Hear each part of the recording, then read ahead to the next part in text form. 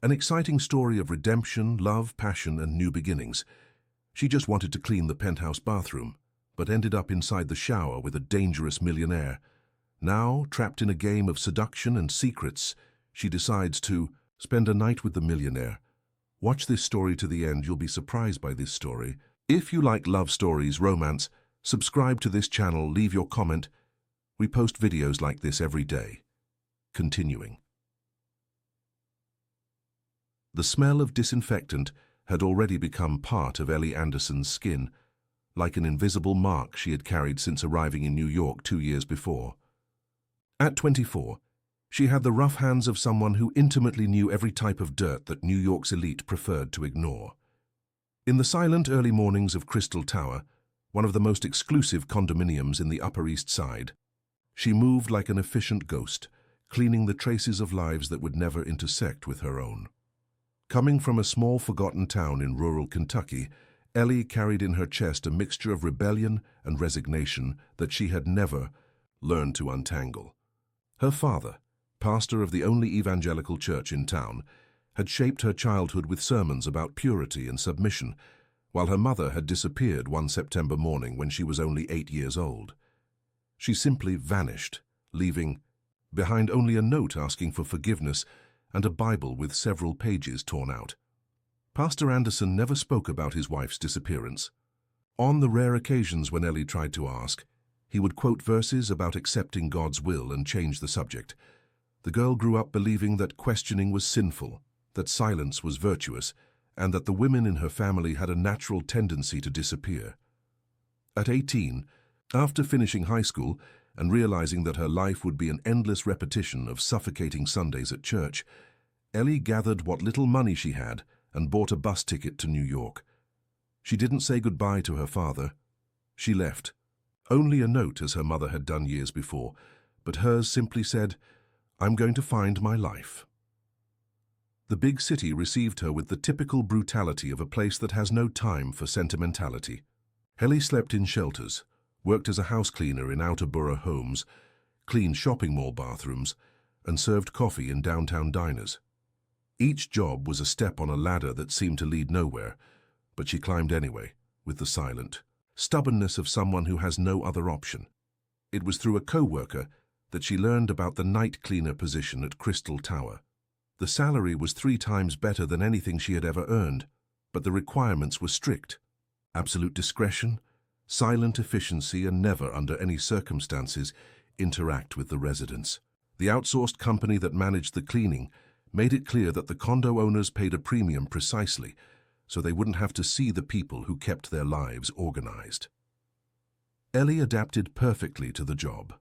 She always arrived at 11 at night, when the building's activity was minimal, and left before 6 in the morning, when the first executives began to descend for their morning routines.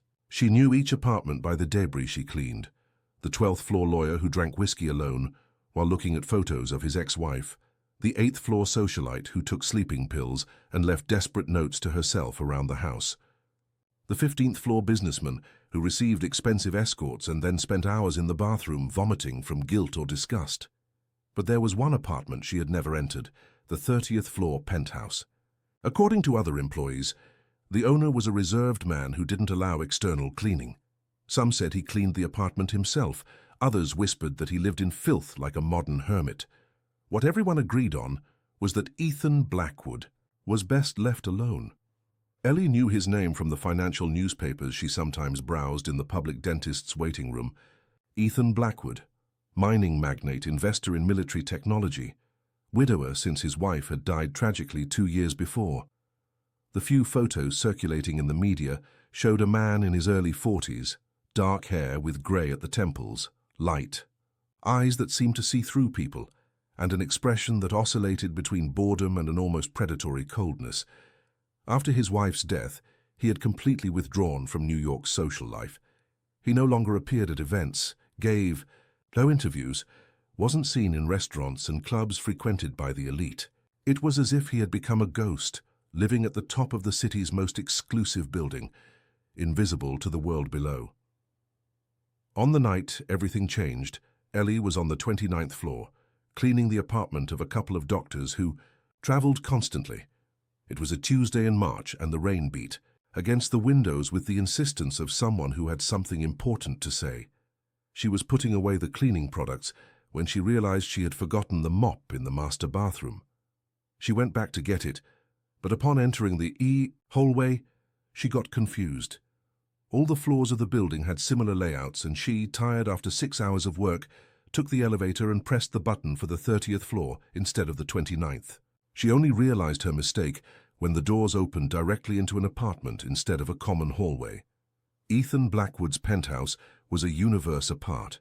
Extremely high ceilings, floor-to-ceiling windows offering a privileged view of New York minimalist furniture in shades of grey and black, and a silence that seemed to have its own weight. Everything was impeccably clean and organized, as if the owner were a ghost who left no traces of his existence. Ellie stood still for a few seconds, absorbing the cold elegance of the environment. Then she remembered where she was and hurried toward the elevator, but it had automatically closed. She tried to call it back, but the electronic panel requested an access code. She was trapped. That's when she heard the sound. Water running somewhere in the apartment, a constant noise that seemed to come from everywhere at once. She followed the sound, passing through the living room, through the gourmet kitchen that seemed never to have been used, until she reached what must have been the master's suite. The bathroom door was ajar, and dense steam emanated from inside, fogging everything around. Ellie hesitated. She knew she should stay where she was and wait, but the sound of the water intrigued her. It wasn't just a shower or an open faucet. It was something more complex, as if several water sources were functioning simultaneously. She pushed the door and entered the bathroom. It was a luxurious space, with black marble on the walls, a huge bathtub in the center, and a shower enclosure with multiple shower heads that had been automatically activated. The steam was so dense that she could barely see beyond a few feet in front of her. She looked for a control panel to turn off the showers. She found it on the opposite wall, but as she tried to reach it, her foot slipped on the wet floor. She fell backward, straight into the shower enclosure, taking with her a pile of towels that were on a nearby bench. The hot water hit her fully, completely soaking her work uniform. She tried to get up, but the floor was slippery, and she fell, again this time hitting her elbow on the wall. The pain made her let out a cry of frustration that echoed through the bathroom. That's when he appeared. Through the steam, Ellie first saw a silhouette approaching, tall, imposing, moving with a feline precision that contrasted with the mist around. When the figure fully emerged from the steam, she found herself face to face with Ethan Blackwood. He was naked. Not completely naked, he had a towel wrapped around his waist, but it was enough nudity for Ellie to feel the blood rush to her face with a force she hadn't experienced in years. His body was exactly what you'd expect from a man who had the time and money to take care of himself. Defined muscles without exaggeration, tanned skin, some grey hairs on his chest that descended in a line until disappearing beneath the towel. But it was his eyes that paralyzed her.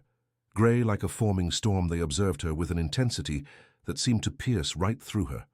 There was no surprise in that gaze, nor anger at the intrusion. There was something more primitive, as if he recognized her from somewhere very deep and very dangerous. "You shouldn't be here," he said, and his voice had the same quality as his appearance, controlled, but with an undercurrent of something she couldn't identify. Ellie tried to stand up again, but slipped for the third time. This time it was he who extended his hand to help her. The touch was electric. His fingers were warm and firm, and when he pulled her up, she found herself closer to him than she had ever been to any man. I got lost," she managed to say, her voice coming out hoarser than intended. "I was cleaning the floor below and took the wrong elevator. I'm sorry, I didn't mean to." "How did you get in?" His question was direct, without aggression, but with genuine curiosity. "The elevator opened directly into your apartment. I tried to leave, but it asks for a code." Ethan studied her for a few more seconds. Ellie realized that she was soaked, the uniform clinging to her body, her hair dripping water onto the marble floor. She must have looked pathetic, a wet intruder in a billionaire's bathroom. But he didn't seem to see her as pathetic. The way his eyes moved over her was slow, deliberate, as if he were memorizing every detail. It wasn't lascivious. It was something more disturbing. It was as if he were trying to decipher an enigma that she herself didn't know she represented. "What's your name?" he asked. Ellie Anderson." "Ellie," he repeated, and the way he said her name made something strange happen in her stomach. "You work for the cleaning company." It wasn't a question but a statement. She nodded. "How long?" 2 years. "And you've never come up here before?" "Never. I didn't even know I could. I mean, I knew you lived here, but everyone says you don't allow external cleaning." "And I don't." He stepped back a pace, but continued to observe her with that disconcerting intensity. "So explain to me why you're in my bathroom soaking wet in the middle of the night." Ellie told him again about the elevator mistake, about hearing the water and entering to try to turn off the showers. As she spoke, she noticed that he didn't take his eyes off her for even a second. It was as if she were being analyzed by a predator who hadn't yet decided if she was a threat or prey. "Are you afraid of me?" he asked suddenly. The question caught her off guard. Should she be afraid? She was alone, in the apartment of a man. She didn't know, a rich and powerful man who could do anything to her without anyone ever knowing. But strangely, fear wasn't what she felt. "No," she answered, surprised by her own honesty. "You should be," he said, but it didn't sound like a threat. It sounded almost like a warning. "Wait here." He left the bathroom and returned a few minutes later, dressed in a black robe. In his hands, he carried a set of women's clothes, an oversized white t-shirt and sweatpants. "Put these on. Your clothes are soaked." Ellie took the clothes but hesitated. "Where should I—" "There." He pointed to a closet adjacent to the bathroom. "I'll wait in the living room." She changed quickly, trying not to think about the fact that these clothes had probably belonged to his dead wife. The t-shirt was too big and smelled vaguely of an expensive perfume she didn't recognize. The pants were also loose, but at least they were dry. When she came out of the closet, she found Ethan in the living room, seated in a black leather armchair, a glass of whiskey in his hand. There was a second glass on the coffee table, next to an expensive bottle. "Sit down," he said, indicating the sofa across from him. Ellie obeyed, feeling strangely small in the luxurious environment. He offered her the second glass, but she refused with a gesture. "I don't drink." "Of course you don't." There was something that could have been amusement in his voice.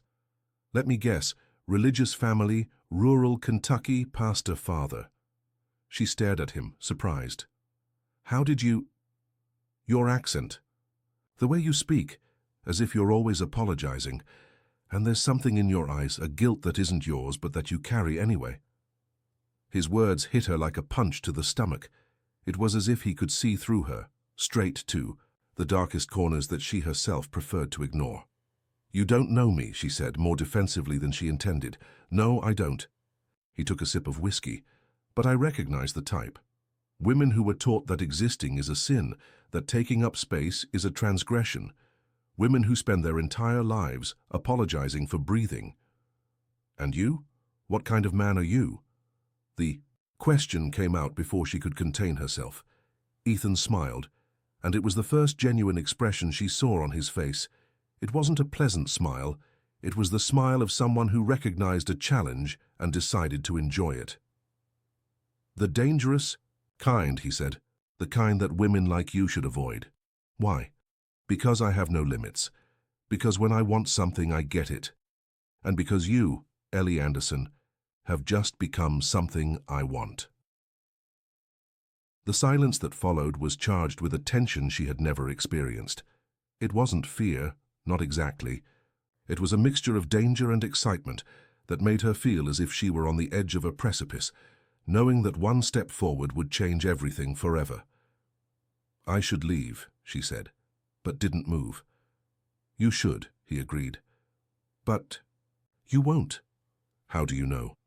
"Because you've spent your entire life running from everything that could hurt you, and now you're sitting in a stranger's apartment, wearing his dead wife's clothes, talking about things you've never talked about. With anyone. You're not here by accident, Ellie. You're here because you finally found something worth not running from." She stood up abruptly, her heart beating so hard she was sure he could hear it. "You're crazy." Probably.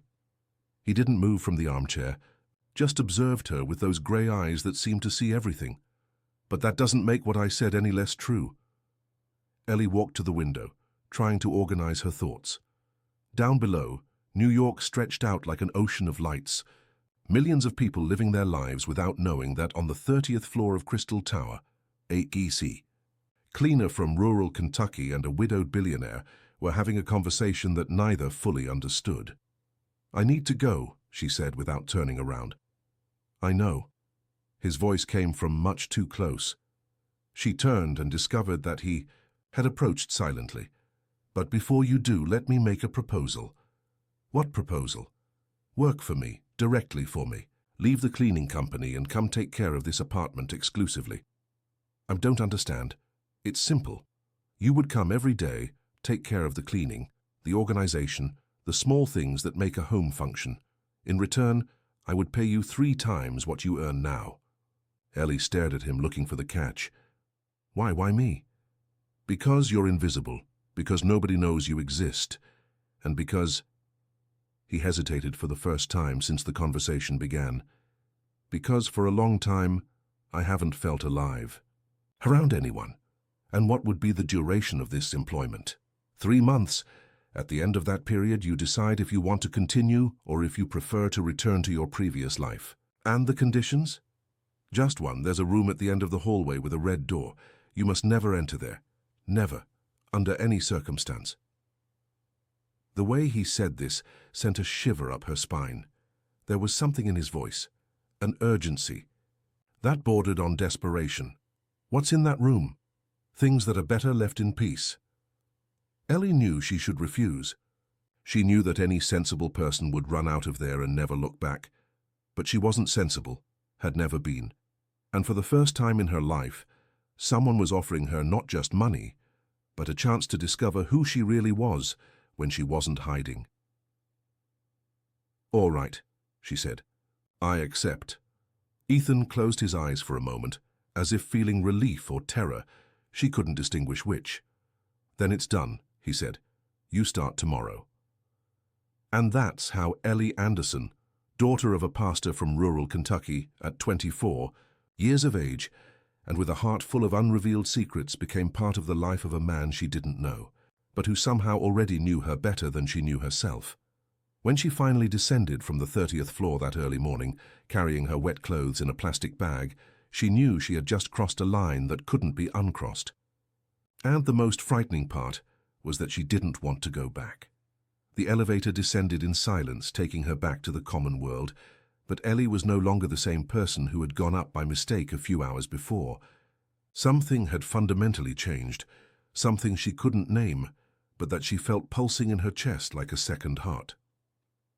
And up there, in the silent penthouse, Ethan Blackwood remained awake until dawn, looking out the window at the city that stretched out at his feet, thinking of a dark-eyed woman who had appeared like a ghost in his bathroom and, without knowing how, had begun to bring him back to life. The first days in Ethan's penthouse were like learning to breathe in a different atmosphere. Ellie arrived every morning at 8 o'clock, using the key he had made for her, and found the apartment immersed in a silence that seemed to have its own texture. Ethan was rarely visible in the early hours, but she felt his presence like an electric current in the air, a constant awareness of being watched even when she saw no one. He had established a non-verbal routine. He left a handwritten list on the kitchen counter every morning, specific tasks, detailed with an almost obsessive precision. Clean the living room windows with circular movements, never linear. Organize the books in the office by height, then by color. Water the terrace plants always at 2 p.m., never before, never after. Each instruction was a small window into the controlling mind of a man who had transformed predictability into a form of sanity. But there was something more in the lists, something that Ellie took a few days to notice. Between practical tasks, he interspersed personal observations that seemed specifically directed at her. You nibble your lower lip when you're concentrated. Your steps become lighter when you think you're alone. You always touch the small scar on your left hand when you're nervous. These observations disturbed her deeply, Not because they were invasive, but because they were accurate. Ethan was studying her with the meticulousness of a scientist, cataloguing her gestures, deciphering her patterns, mapping her in a way no one had ever done. And the most disturbing part was that she didn't feel violated by this attention. On the contrary, she felt seen, truly seen, for the first time in her life. They began to meet in the apartment corridors at times that seemed casual, but that she suspected were carefully orchestrated by him. Ethan had a particular way of occupying space. He moved as if each room naturally belonged to him, but unhurriedly, like a predator who knows his prey has nowhere to run. When they crossed paths, he didn't speak immediately. First he observed her, sometimes for long seconds, as if reading something written on her forehead that only he could see. "You don't wear makeup," he said one Thursday morning, appearing in the kitchen while she organized the cabinets. "Never have," Ellie replied, without stopping her work. "Why?" "My father said it was vanity, that God had made women's faces the way he wanted them, and trying to improve God's work was sinful." Ethan approached, and she felt the heat of his body behind her. He wasn't touching her, but he was close enough that she could feel his breath on her neck. "Your father was wrong about many things, I imagine," he said, his voice low and too close to her ear. "How would you know?" "Because you're here. And women who grow up with fathers who are right about everything don't run away from home at 18. Ellie turned to face him and discovered that he was even closer than she had imagined. Close enough that she could see the details of his grey eyes, the small lines around them that spoke of someone who had smiled a lot in the past, but who had stopped some time ago. "You don't know anything about me," she said, but without conviction. "I know more than you think." His hand moved, almost touching her face, but stopping a few centimeters from her skin. "I know that you've never been kissed of your own volition.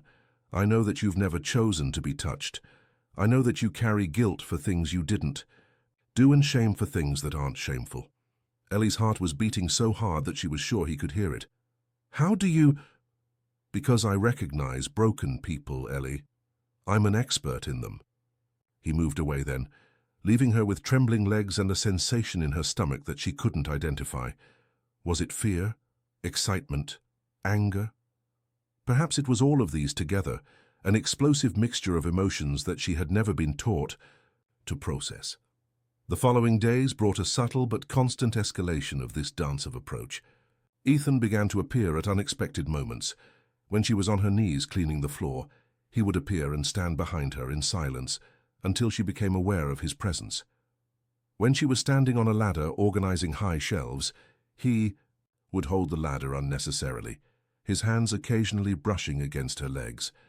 They weren't accidental touches. Ellie knew this, and he knew that she knew. It was a deliberate game, a systematic way of getting her accustomed to physical contact, of breaking down her defenses one by one. And the most disturbing part was that it was working. Each touch left her more aware of her own body, more aware of his masculine presence, more aware of sensations that she had spent her entire life trying to ignore. "Do you have a boyfriend?" he asked one afternoon while she was arranging the private library that occupied an entire wall of the office. "No. Have you ever had one?" "No." "Why?" Ellie hesitated. The question was simple, but the answer was too complicated to be easily explained. "I never had the opportunity." "Lie." The word came out dry, definitive. "A woman like you always has opportunities. The question is whether she wants them or is afraid." "A woman like me." She turned to face him, a growing irritation taking hold of her. "What kind of woman am I, in your opinion?" Ethan stood up from the armchair where he was sitting and walked over to her. He stopped so close that she had to tilt her head back, to look into his eyes. "The kind that men want to corrupt," he said, and there was something dangerous in his voice. "The kind that awakens something primitive, something that most men don't even know they have. You have that air of purity that makes them want to be the first to touch, the first to break. That's disgusting. It's honest." He raised his hand and for the first time really touched her face. His thumb traced the line of her jaw with a delicacy that contrasted with the intensity of his gaze. The difference between me and them is that I don't want to break you. I want to teach you to break your own chains. Ellie moved her face away, her heart racing. You're crazy if you think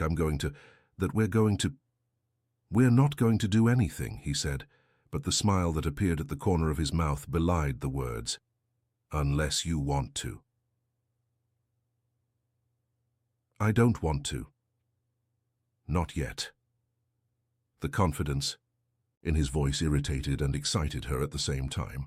It was as if he could see a future that she couldn't imagine, as if he knew something about her that she herself didn't know. That night, for the first time since she had started working in the penthouse, Ellie had difficulty sleeping. She lay, in her small apartment in Brooklyn, mentally reviewing each conversation, each look, each almost accidental touch. Something was happening to her, something that frightened and fascinated her in equal measure. It was as if Ethan were awakening parts of her that had been asleep her entire life. The days that followed brought an intensification of the game between them.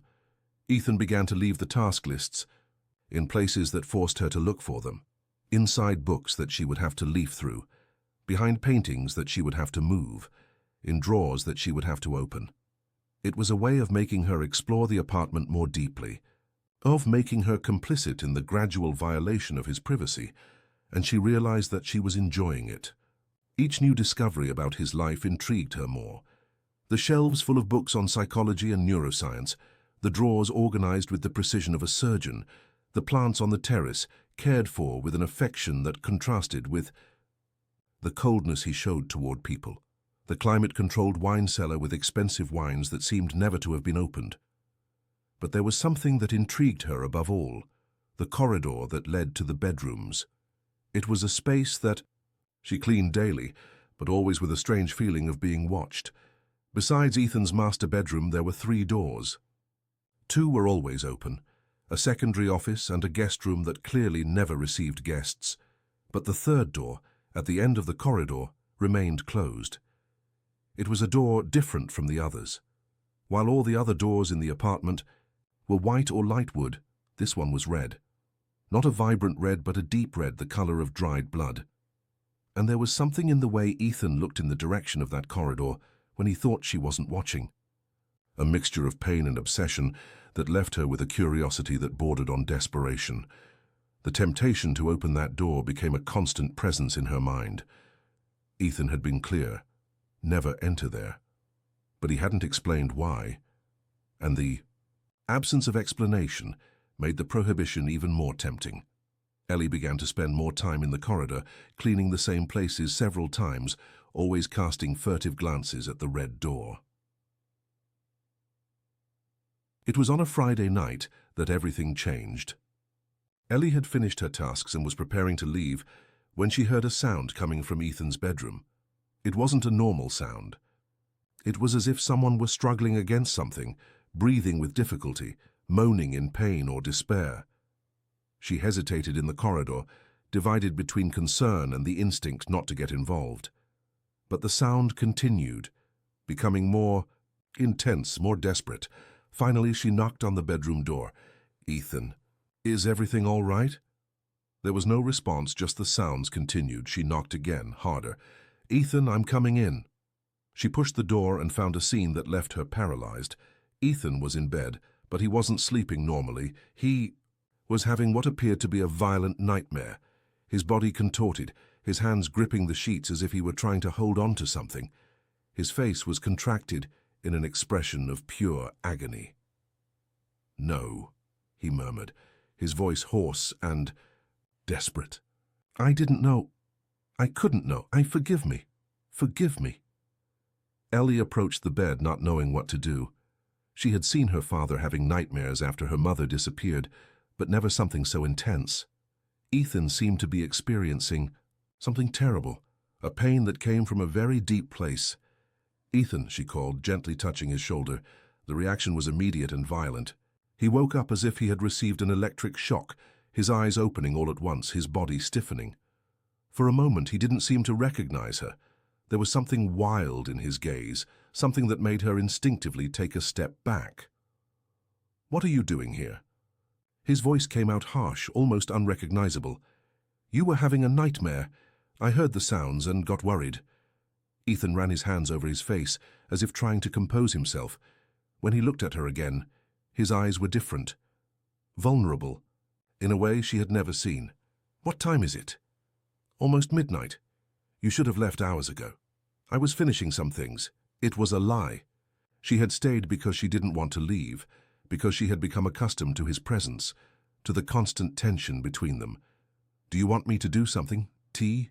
Water?" He studied her for a long moment, as if trying to make an important decision. "Stay," he said finally. "Just stay here. Don't talk. Just stay." Ellie pulled an armchair that was in a corner of the bedroom and sat next to the bed. Ethan lay down again, but kept his eyes open, fixed on the ceiling. His breathing was still irregular, as if he were fighting against some internal pain. "She died on a night like this," he said suddenly, his voice low and distant. "Rain, cold, the whole city sleeping, and I wasn't here." Ellie didn't ask who she was. She knew he was talking about his wife. "Where were you?" "At a meeting in Washington, business that seemed important at the time." He laughed, but there was no humor in the sound. "I came back the next day and found her in the bathtub. The police said it was suicide. Pills, alcohol, hot water, a clean exit for a woman who always cared about appearances. You don't believe it?" "I don't know what to believe." Ethan turned to look at her. "Have you ever had someone you loved in a way that wasn't healthy?" The question caught her off guard. "No, I never." "I loved Lauren in a possessive way. I wanted to control where she went, who she talked to, what she thought. I thought it was protection, but maybe it was prison." He closed his eyes. "And maybe she preferred death to prison. Or maybe she died for a completely different reason. Maybe." But there was something in his voice that suggested he didn't believe in other possibilities. They stayed in silence for almost an hour. Ellie watched his breathing gradually normalize, his body relax, the lines of tension in his face soften. He was almost asleep again when he spoke. "Ellie?" "Yes?" "Thank you." It was the first time he had thanked her for anything, and there was a sincerity in his voice that touched her deeply. "You're welcome." She was getting up to leave when he held her wrist. The touch was gentle but firm. "Stay until I fall asleep?" It was a request, not an order, and there was something in the way he said it, a vulnerability so rare that she couldn't refuse. "All right." She sat back down in the armchair and stayed there, watching him gradually fall asleep. It was strange to see him like this, without the mask of control he wore during the day. In sleep, he looked younger, less dangerous, almost fragile.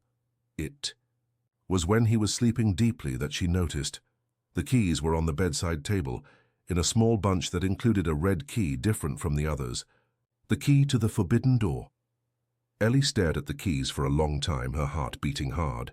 She knew she should leave, that she should forget what she had seen, but curiosity was stronger than prudence. Carefully, silently, she took the keys. The corridor was dark and silent when she approached the red door. The key entered easily into the lock, as if it were anxious to reveal the secrets on the other side. What Ellie found when she opened the door was a room that seemed frozen in time. It was a feminine space, delicate with antique furniture and floral wallpaper. But there was something disturbing about the decoration. The walls were covered with photographs of the same woman, hundreds of them, from every possible angle, as if someone were obsessively documenting every moment of her life. In the center of the room was an old cast-iron bathtub that was hooked up. The water trickled slowly, in a constant and hypnotic rhythm. That's where the sound of water she always heard in the apartment came from. On a desk near the window, there were open notebooks with Ethan's handwriting, pages and pages of notes, attempts to reconstruct the last days of his wife's life, theories about what had happened, lists of people who might have had motives to hurt her. And then she saw the recorder. It was an old device, with cassette tapes, positioned on a table, next to the bathtub. Ellie hesitated, but curiosity won. She pressed the play button. The voice that came from the speakers was feminine, soft, but carrying a deep sadness. If anyone is listening to this, especially if that someone is a woman, I need to warn you. Ethan loves as if he were drowning. He will try to save you from things you don't need to be saved from. He will try to protect you from dangers that don't exist, and in the process he will drown you along with him. Ellie felt a chill run up her spine. The voice continued, I loved this man more than I loved my own life. But loving Ethan is like living in a golden cage. Beautiful, luxurious, safe, but still a cage, and there came a time when I could no longer breathe. There was a long pause in the recording. Then the woman began speaking again. If you love someone, do you imprison them or free them? I thought for a long time that the answer was obvious. Now I'm not so sure. Maybe some people need to be imprisoned so they don't hurt themselves. Maybe some people need to be freed so they don't die inside. The recording continued for a few more minutes, but Ellie couldn't process the rest. She was in shock, trying to understand what she had just heard. Was it a testament, a confession, a warning? That's when she heard footsteps in the corridor. Pure panic took hold of her.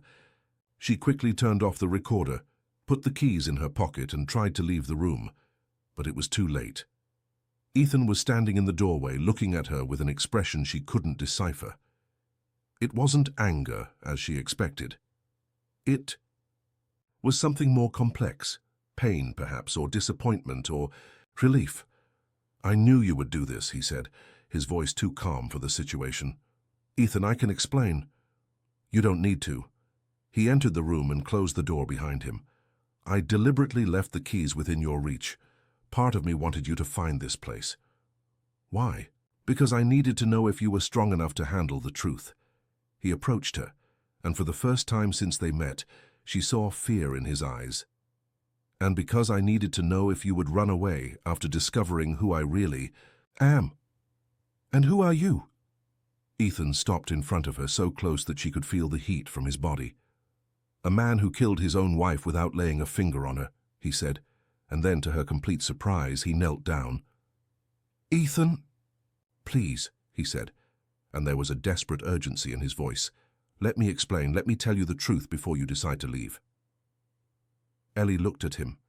This powerful man kneeling on the floor of a sanctuary room dedicated to a dead woman, begging her to stay and listen to a confession that would probably destroy him. And in that moment she knew that no matter what he was about to say next, she had already decided to stay. Ellie looked at Ethan kneeling before her, and for the first time since she'd met him, she saw in him not the powerful and controlling man, but something much more human and broken.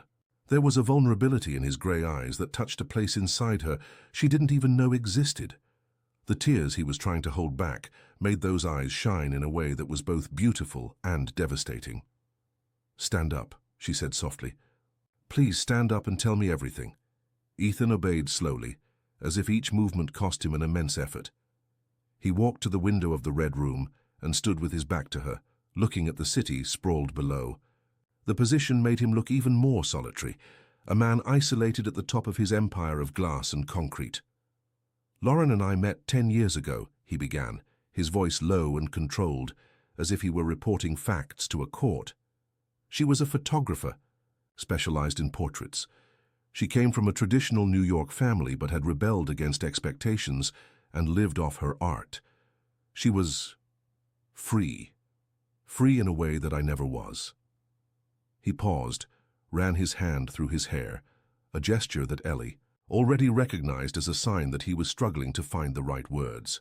I fell in love with that freedom, with the way she laughed without caring who was listening, how she photographed homeless people on the street, with the same reverence that she photographed socialites at charity events.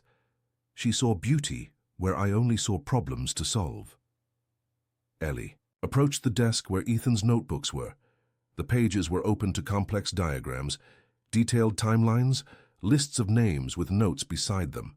It was as if he had transformed the investigation of his wife's death into an exact science. We got married after 2 years of dating, Ethan continued, and at first it was perfect. I thought I had found someone who could fill the empty parts of my soul. Lauren thought she had found someone who could give stability to her dreams. What changed? I changed, or maybe I just revealed who I always was. He turned to face her, and the pain in his eyes was so intense that she almost had to look away. I started to worry about her safety. New York is a violent city, and a beautiful woman like Lauren walking alone with expensive equipment. I hired security guards, discreet of course, just to give me peace of mind. Did she know? At first, no. But Lauren was intelligent. She started to notice that there was always someone nearby when she went out. She began to question how I knew about places she had been, people she had talked to. Ethan laughed, but it was a bitter sound. When she confronted me, I said it was love, that I just wanted to protect her. Ellie picked up one of the notebooks and flipped through the pages. Ethan's handwriting was precise, controlled, but there were pages where the words seemed to have been written with more force, where the ink had gone through the paper. These were always the pages that talked about the last months of Lauren's life. Did she accept the explanation? For a while. But then I started to worry about the people she worked with. Some of the models she photographed came from questionable backgrounds. Some of the clients had dubious reputations. I began to suggest that she be more selective. Suggest? Ethan hesitated. Pressure. I pressured her to stop accepting certain jobs. I offered to financially support her so she could be more selective. I thought I was being generous. But you were controlling her work. Yes. The admission came out as a whisper. And when she refused, I did something unforgivable. I used my influence to make some clients cancel their contracts with her. I convinced suppliers to stop working with her, sabotaged her career, and then offered to solve all her financial problems. Ellie felt a knot in her stomach. It was exactly the kind of manipulative and controlling behavior she had seen her father exercise over her mother. The difference was that Ethan had resources to make his manipulation much more sophisticated and effective. How did she react when she found out? She tried to leave me. His voice broke slightly. Packed her bags, said she could no longer live in a cage, even if it was a golden cage. And I panicked. I couldn't accept that she would simply leave. Ethan walked to the bathtub in the center of the room. The water continued to trickle slowly, a constant sound that seemed to mark the rhythm of a pain that never healed. I begged, promised I would change, said she could work with whoever she wanted, travel wherever she wanted, do whatever she wanted, just couldn't leave me. He touched the edge of the bathtub with a delicacy that contrasted with the tension in his voice. And she stayed. God forgive me, she stayed. But it didn't get better. It got worse because now I knew she wanted to leave. I knew that the only thing keeping her here was pity or guilt or whatever, and that made me even more desperate to prove that she needed me. Ellie began to understand the unhealthy dynamic that had been established. Ethan, afraid of losing Lauren, had become even more controlling. And the more controlling he became, the more trapped she felt, creating a vicious cycle that could only end one way. In the last months, she barely spoke to me, he continued. She spent hours in this room, which was her studio. I could hear the sound of water from this bathtub, which she used to develop analog films. It was the only sound. That came from here. She had stopped laughing, stopped singing, stopped making any noise that indicated she was alive. And you didn't do anything to change? I tried. God knows I tried. I bought expensive gifts she didn't want. I planned romantic trips that she cancelled. I organized intimate dinners where we spent 2 hours in silence. Ethan turned to Ellie, and she saw that the tears had finally begun to flow down his face. And then on a night like the one when you found me having nightmares, I had an anxiety attack. One of those attacks where you feel like you're going to die, where the world seems to be collapsing. What happened? Lauren found me on the bathroom floor, hyperventilating, thinking I was having a heart attack. And for the first time in months, she touched me. She hugged me, calmed me down, stayed with me until I could breathe normally. His voice became even lower. And that night, after so long, we made love. Ellie felt a strange tightness in her chest. It wasn't jealousy exactly, but something similar. A pang of something she couldn't name. It was the last time we were together, Ethan continued. The next morning she seemed different. Not happy exactly, but as if she had made a decision. She said she needed a few days alone to think. I respected that. For the first time in a long time, I respected the space she was asking for. And then? Then I traveled to Washington, an important meeting about a military contract I had been negotiating for months. Lauren encouraged me to go, said it would be good for both of us to have some time apart. Ethan closed his eyes. On the plane back, I was excited. I thought maybe we had a chance to start over. Maybe she had realized we could find a middle ground. But when I arrived, she was dead. In the bathtub of our suite, not this one. Sleeping pills, an empty bottle of wine, lukewarm water. The police said it was suicide, that she had left a note. What note? Just one line. Forgive me, but I can't breathe anymore. Ethan opened his eyes and looked directly at Ellie, and I knew at that moment that I had killed my wife. Not with my hands, but with my suffocating love. I loved her until she preferred death to life with me. The silence that followed was charged with such intense pain that Ellie felt as if she were suffocating. She looked around the red room, at the hundreds of photos of Lauren, at the obsessive notebooks, at the bathtub that never stopped filling. It was a sanctuary built by guilt, a place where Ethan came to punish himself daily. "Why do you keep this place?" she asked. "Because I deserve the pain. Because if I stop remembering, if I stop feeling the guilt, then she will have died for nothing."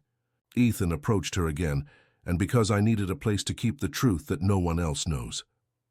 What truth? That on the night before I traveled, when we made love for the last time, Lauren told me she was pregnant. The words hit Ellie like a punch.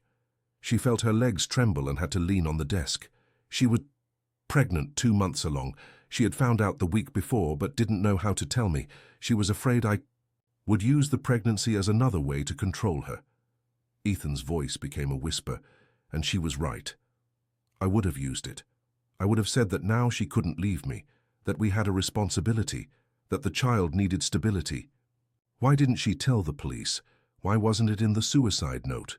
Because she knew that if I knew I had lost not only her, but also my child, I wouldn't survive.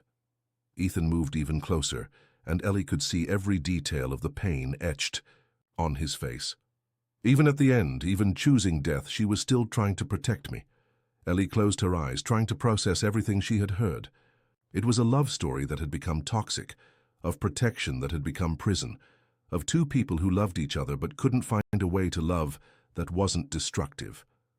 "And now you think you're going to do the same thing to me," she said, opening her eyes to face him.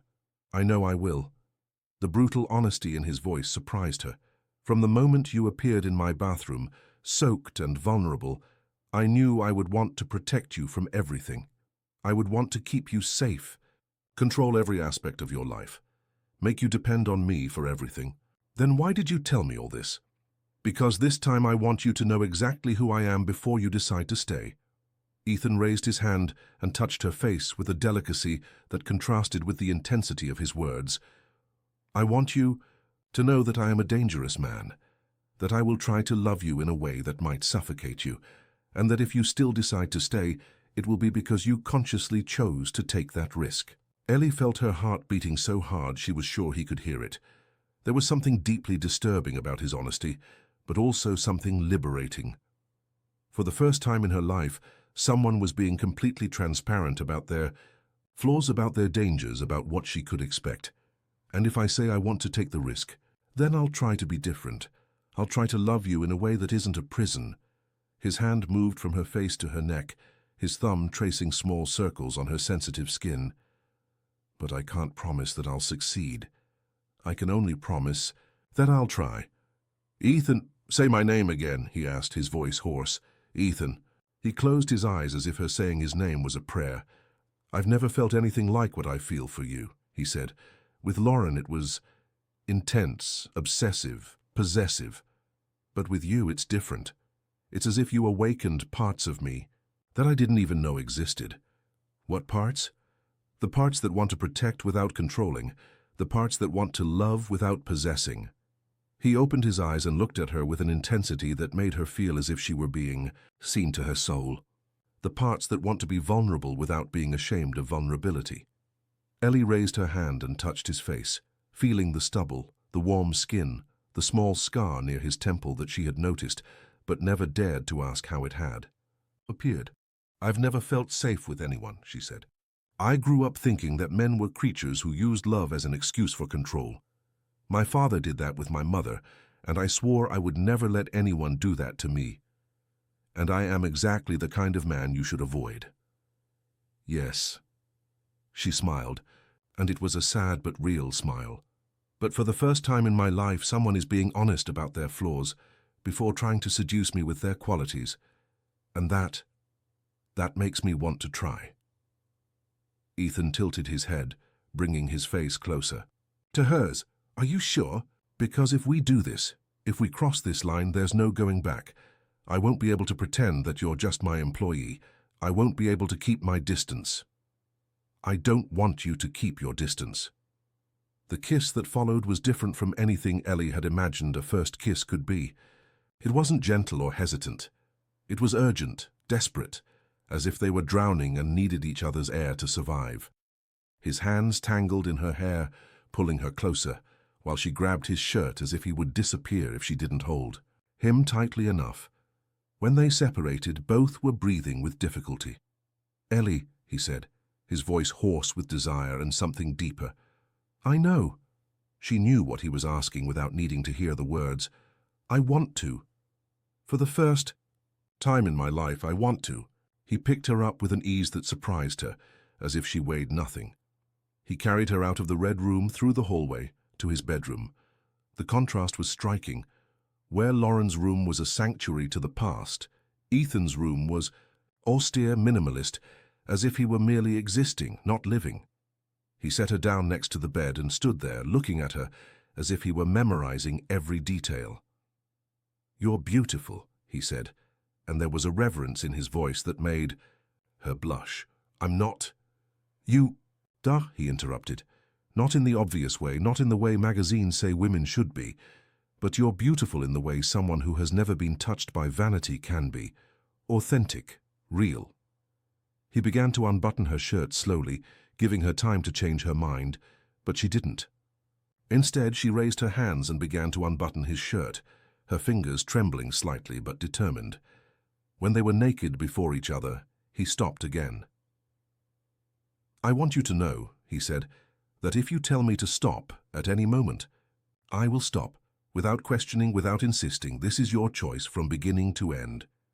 The statement touched her more than any romantic word could have. It was respect in its purest form, and she realized she had never really understood the difference between being desired and being respected until that moment. "I won't ask you to stop," she said. What happened next was a mutual discovery that was both physical and emotional. Ethan touched her, as if she were something precious that might break if he weren't careful, but also with a passion that made her feel as if she were burning inside. She discovered that her own body was capable of sensations she had never imagined, so that there were places within herself that could respond to touch in a way that bordered on the spiritual. When they finally united, it was with an intensity that left them speechless. There were no words for what they were sharing, only the urgency to be as close as possible to each other, to become one person, even if only for a few moments. Afterwards, when they lay intertwined, their breathing still irregular, Ethan traced small circles on her back with his fingertips. "How do you feel?" he asked. Ellie thought about the question. How did she feel? Different, transformed, as if she had crossed a bridge and could no longer return to who she was before. "Whole," she said finally. "For the first time in my life, I feel whole." "Me too," he said, and there was genuine surprise in his voice. "I thought I would never feel this way again." They were silent for a while, just listening to each other's breathing, feeling the warmth of their intertwined bodies. Outside, the city continued its frantic existence, millions of people living their lives without knowing that on the 30th floor of Crystal Tower, two damaged souls had found a way to heal each other. It was when they were almost falling asleep that Ellie remembered something. "Ethan?" "When your wife died, you said the sensors detected a second presence in the penthouse." She felt his body tense. "Yes, but the police said it was a system error, that it sometimes happens with electrical storms." "Did you believe them?" "There." Was a long pause before he answered. No. Do you think someone was here the night she died? I don't know. I spent 2 years trying to find out, investigating, hiring private detectives. I never found any concrete evidence. He turned to look at her. Why are you asking? I was just thinking, if someone really was here, if it wasn't suicide. Then my wife was murdered, and I spent 2 years blaming myself for something I didn't do. The possibility hung in the air between them like a charged cloud. Ellie saw something changing in Ethan's eyes, a spark of something that was no longer pure pain, but a mixture of pain and hope, and something that could be anger. You never seriously considered that possibility. I did consider it, but it was easier to accept that it was my fault, because if it was my fault, then I have control over not letting it happen again. But if someone killed her, then you have no control over anything. Exactly. Ellie snuggled closer to him, trying to offer physical comfort for a pain that went far beyond the physical. Maybe it's time to discover the truth once and for all, she said. And if the truth is worse than the guilt? What if it's better? Ethan was silent for a long time, considering her words. Finally, he kissed the top of her head. Maybe you're right, he said. Maybe it's time to stop running from the truth. And with those words, a new determination began to form between them. It was no longer just about the love they were building, but about the ghosts that needed to be faced before they could have a real future. Outside, the storm that had begun during the night continued, the rain beating against the windows with an insistence that seemed to echo the growing urgency for answers that should have been sought long ago. The decision to investigate Lauren's death changed something fundamental in the dynamic between Ellie and Ethan. In the days following that night of confessions and discoveries, they became partners not just in love, but also in the search for truth. It was as if they had found a common purpose that united them in a way that went beyond physical and emotional passion. Ethan discreetly hired a new private investigator, but this time he wasn't working alone. Ellie proved to be a surprisingly effective partner, with an ability to observe details that he had missed over 2 years of obsession. While he focused on the technical and financial aspects, she paid attention to the human elements, to the emotional inconsistencies that could reveal lies or omissions. They began by revisiting all the elements of the night of Lauren's death. The investigator, an ex-police officer named Robert Mendez, brought a fresh perspective to evidence that had been filed away long ago. It was he who suggested they examine more closely the security recordings from the days before the death, not just from the night in question. Crimes of passion, or premeditated ones, rarely happen without previous signs, Mendez explained during a meeting in Ethan's office. If someone was planning to kill your wife, they probably reconnoitered the location, studied her routine, maybe even made previous contact. It was Ellie who noticed something strange in the recordings from a week before Lauren's death. A man in a dark suit had appeared 3 times at the building's entrance, always asking about apartments for sale, but never going up to see any. On the 3rd visit, he had talked at length with the night doorman, an employee who had been fired shortly after Lauren's death for disciplinary problems. This man, said Ellie, pointing to the figure in the recordings, he's not interested in apartments. Look how he observes the elevators, how he studies the building's movement. He's mapping. Ethan leaned in to examine the image more closely. There was something familiar about the man, but he couldn't identify what. Mendez, can you try to locate this fired doorman? I'm already on it, replied the investigator. But there's a problem. He disappeared a week after being fired. Family. Says he went to the countryside but didn't leave an address. People don't disappear without a reason, said Ellie, especially people who just lost their job and need money. Unless they received enough money to disappear, completed Ethan. The investigation gained urgency after this discovery. Mendez managed to track the doorman, Carlos Henry, to a small town in rural Kentucky, the same region Ellie had come from. The coincidence was too strange to be ignored. I'll talk to him, said Ellie. If he's hiding in Kentucky, maybe he'll feel more comfortable talking to someone from the region. Absolutely not, said Ethan immediately. If this man is involved in Lauren's death, he could be dangerous. Ethan, Ellie touched his arm, you can't protect me from everything, and if we're going to have a real relationship, you need to trust me to make my own decisions. It was exactly the kind of situation he had described on the night of the confession. The impulse to protect her was almost physical, a visceral need to keep her away from any danger. But he could also see, in her eyes, a determination that would not be dissuaded. And more importantly, he could see that she was testing him, checking if he was really going to try to be different this time. "All right," he said, fighting against every instinct, "but I'm going with you, and Mendez too." "Mendez can go. You stay here. Ellie, if you show up together, a New York billionaire asking questions about his wife's death, he'll get scared and won't say anything.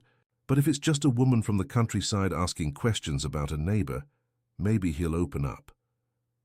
Ethan knew she was right, but that didn't make it easier to accept. Spending the next 2 days waiting for news was one of the hardest things he had ever done.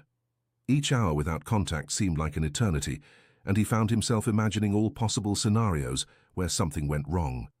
When Ellie finally called, her voice was tense with excitement. "We found him. And Ethan. He wants to talk, but only if you guarantee he'll be protected." Protected from whom?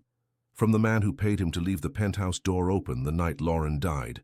The world seemed to stop around Ethan, after 2 years of blaming himself, after 2 years of believing he had killed his wife with his suffocating love. Discovering that she had been murdered was both a relief and a new form of horror. Who? The word came out as a whisper. "He doesn't want to talk over the phone, but he said it's someone you know well, someone who had access to your personal information, who knew about the problems in the marriage, who knew when you were going to travel." Ethan closed his eyes, processing the implications. The circle of people who had this level of information about his personal life was small. Very small. "Come home," he said. "Now." The return trip seemed to last an eternity. Ethan spent the hours mentally reviewing all his professional and personal relationships, trying to identify who could have motives to kill Lauren, and more importantly, trying to understand why someone would do this. When Ellie arrived with Mendez and the ex-doorman Carlos, it was almost midnight. The man was visibly nervous, constantly looking over his shoulder, his hands trembling when he tried to light a cigarette. "I never thought it would lead to death," said Carlos, as soon as they sat down in the living room. "The man said it was just to scare her, to make her leave the city." "What man?" asked Ethan, struggling to keep his voice controlled. "Your partner. The one who always came here for meetings, tall man, grey hair, always in a grey suit." Ethan's blood froze. He knew exactly who Carlos was describing. Edward Vance. That's the one, Dr. Edward. Edward Vance was more than just Ethan's business partner. He had been his friend for more than 15 years, best man at his wedding, someone he trusted completely. Someone who knew all the details of his personal life because he was always present at parties, dinners, family trips. "What exactly did he ask you to do?" asked Mendez. "He said that Mrs. Lauren was causing problems for Mr. Ethan, that she was threatening to kill herself to blackmail him, and that if she really did it, it would destroy Mr. Ethan's career."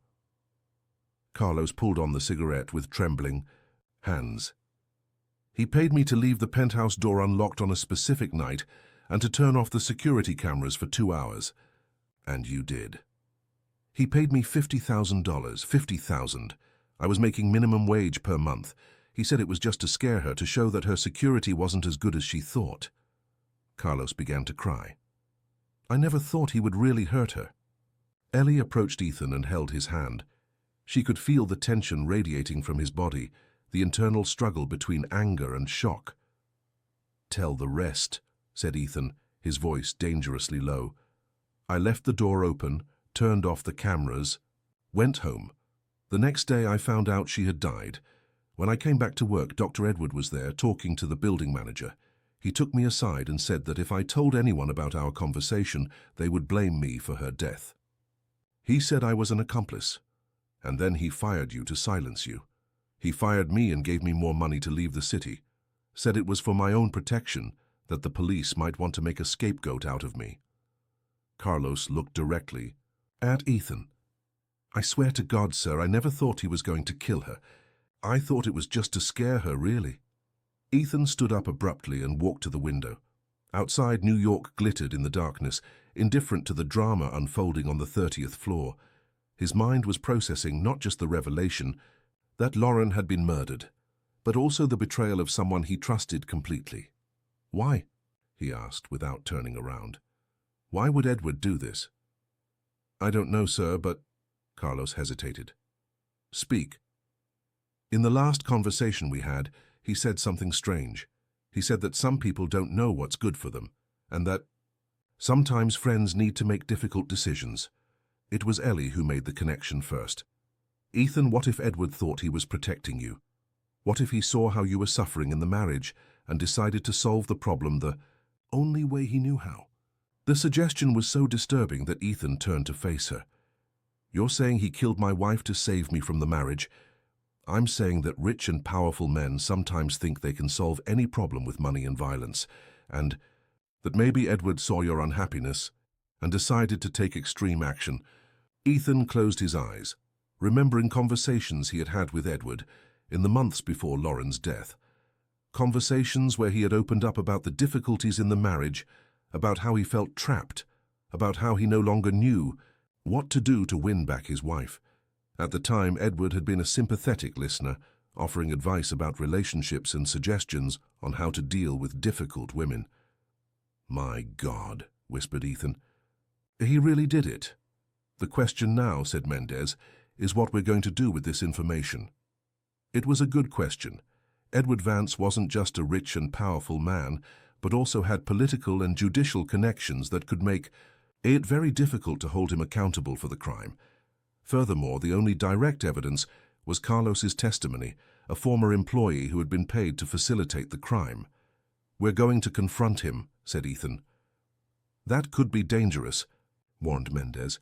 If he killed once to protect you, he might kill again if he feels threatened. Then what do you suggest? We need more evidence, something that definitively proves he was in the apartment that night, that he actually killed Lauren. It was Ellie who had the idea. What if we made him confess? How? We know he did this because he cares about you, that he thought he was saving you. What if we used that? What if we made him believe that you're in danger again, that you need his help? Ethan immediately understood the plan. It was risky, but it could work. You want me to tell him that you're causing me the same kind of problem that Lauren caused? Exactly. And if he really did that to protect you, maybe he'll reveal details about the first time in an attempt to convince you to let him solve the problem again. It was a dangerous plan that would put Ellie directly in the line of fire. Ethan knew he should refuse, that he should find a way to protect her from this risk.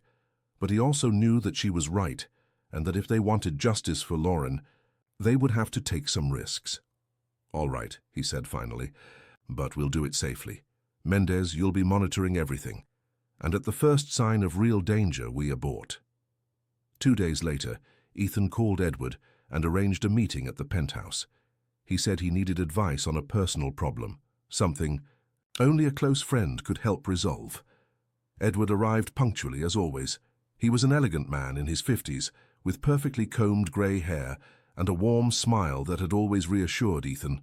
Looking at him now, knowing what he knew, Ethan couldn't understand how he had missed the signs that there was something sinister behind that friendly facade.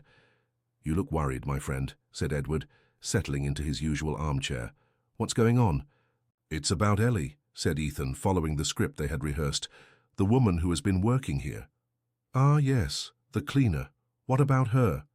She's becoming a problem. She's getting too attached, making demands, threatening to cause scandals if I don't reciprocate her feelings. Edward leaned forward, suddenly interested. What kind of threats? She says she'll tell the press about our relationship. That she'll make up stories about abuse, about how I'm exploiting her. Ethan paused dramatically. Edward, I can't go through another scandal, not after Lauren.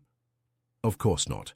Edward stood up and began to pace around the room, exactly as he did when he was processing a complex problem. Unstable women can be very dangerous, especially for men in our position. What do you think I should do? Edward stopped pacing and looked directly at Ethan. The same thing you should have done with Lauren before it was too late. Ethan's heart raced. Edward was walking straight into the confession. What do you mean? Ethan, we've been friends for a long time. I saw how Lauren was destroying you, how she was using her own instability to manipulate you. Edward approached and put his hand on Ethan's shoulder. I tried to warn you at the time, but you were too blind to see.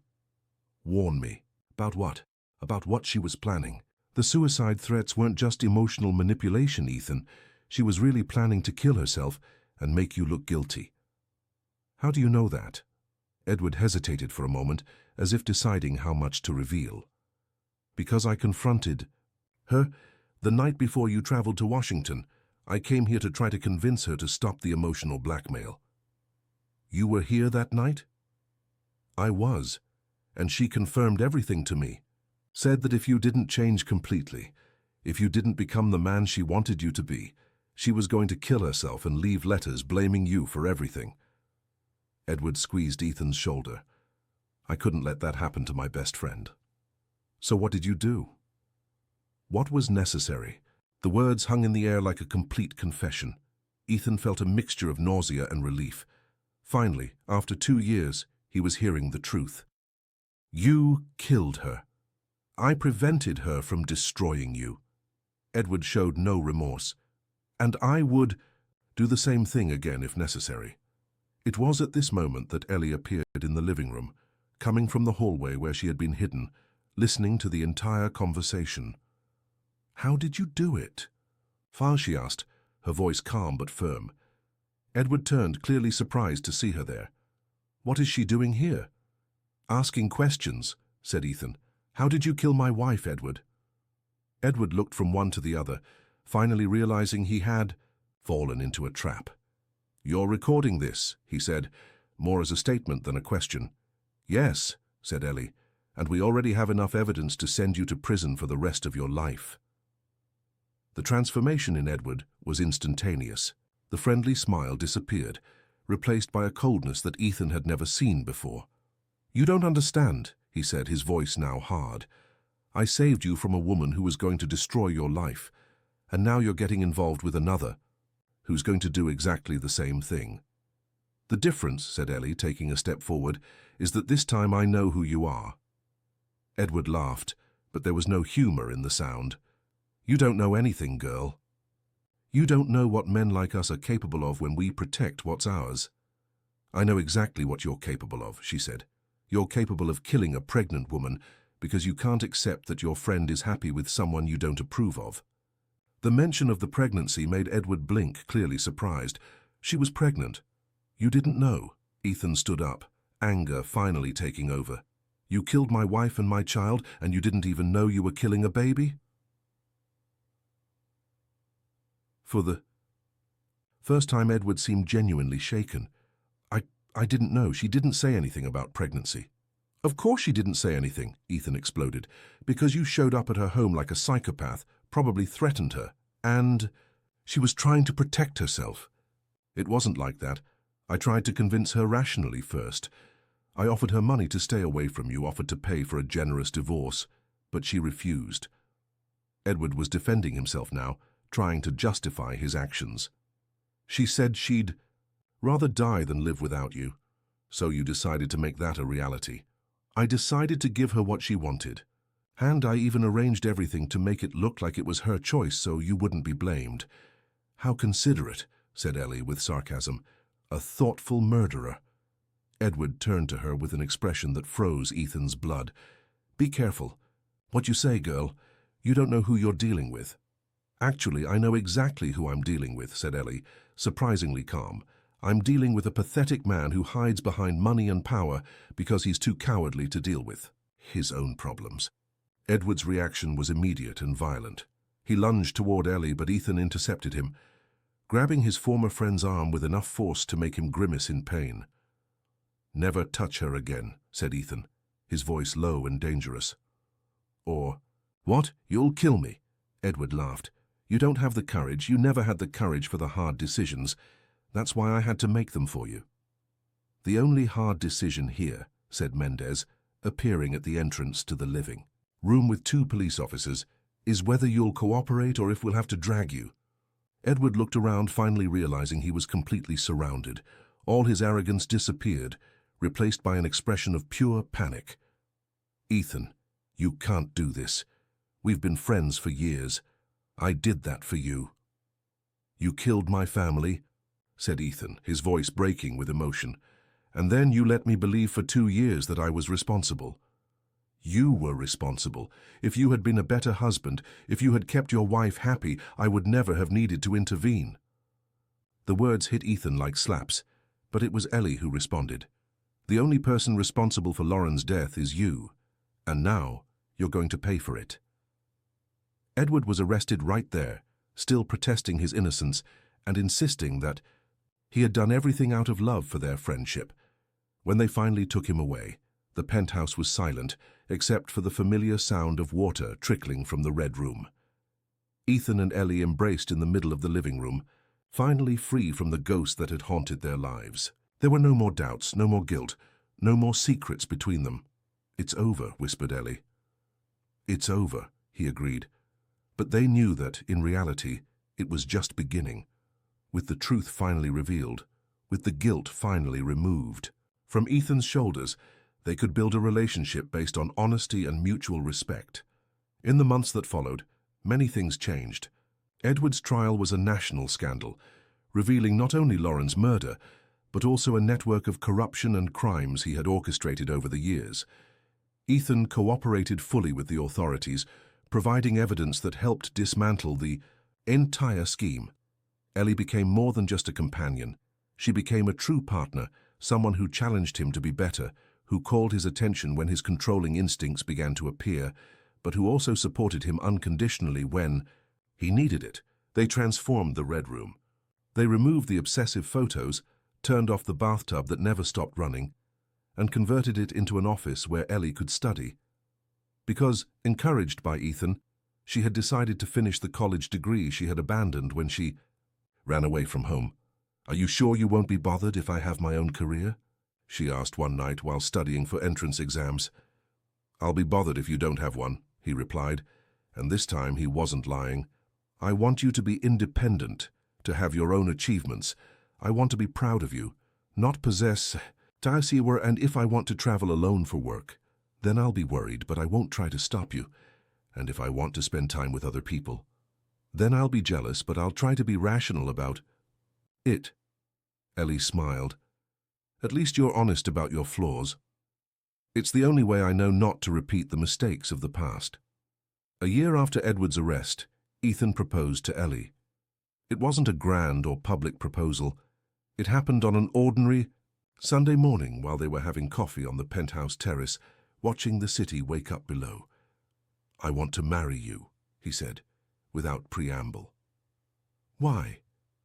she asked, not because she was rejecting him, but because she wanted to hear the answer. "Because you know me completely and still choose to stay. Because you're not afraid of my flaws, but you don't passively accept them either. Because with you I feel like the best version of myself," he held her hand, "and because I want to spend the rest of my life proving that I can love someone without trying to control them. And if you can't, and if your protective instincts become too strong, then you'll remind me of who I want to be. And I'll try again." Ellie considered the proposal for a long moment. It wasn't an easy decision.